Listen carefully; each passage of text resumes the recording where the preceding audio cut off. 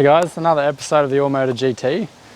This did have the 5E in there, which we had the high comp pistons from the 4E, the larger camshafts, the big valve springs. It did turn about 110 horsepower at the wheels.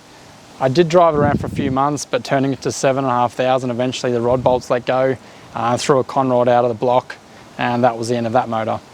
There are some older episodes of that, so if you want to watch that, I'll put some links down below. We did pull the engine out, pulled the cylinder head off. There was a little bit of damage underneath it. And what we did is got a stock 4E bottom end, put the head back on, and at the moment it's got a 4E in there. But yeah, we did take it to the dyno just to see what power it's gonna make, and this is the results.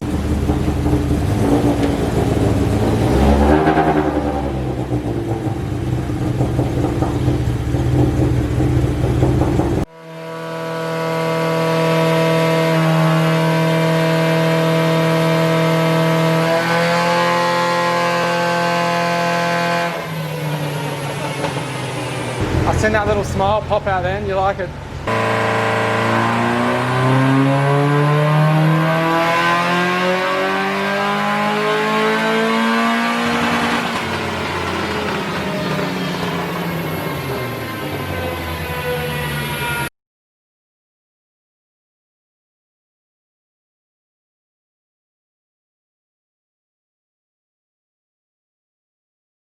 So it is down a little bit on power, and the drivability of down low and idling, the idle quality is really bad.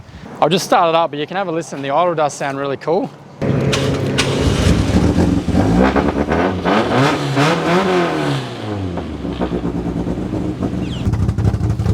So yeah, she's lumpy as.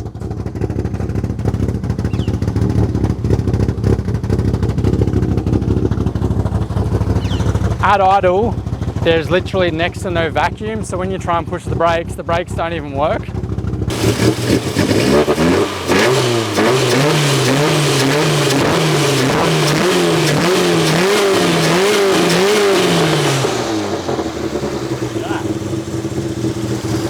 That's my tensioner. Oh shit.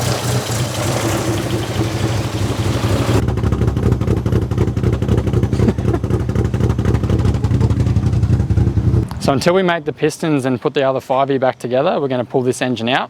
And I've got a whole bunch of old turbo stuff and old 5E parts, good clutches, another gearbox with a lock diff.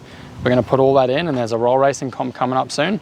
So if we can get this to turn around sort of 250 at the tyres and gut all the interior and weight out of it just for that event, I think it's going to be a pretty competitive car. So turn all those notifications on, and we're going to smash this build out over the next couple of days, and we'll get the build video up for you all to see.